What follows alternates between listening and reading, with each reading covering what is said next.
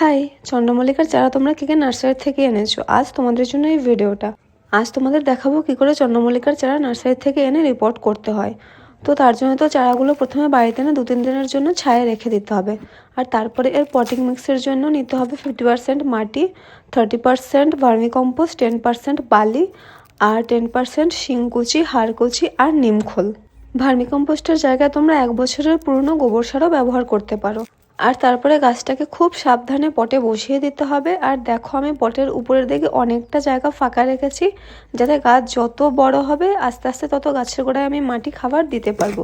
যেহেতু আমি এটা ফাইনাল পটে একেবারে দিয়ে দিয়েছি, তো সেই জন্যই এই প্রসেসটা।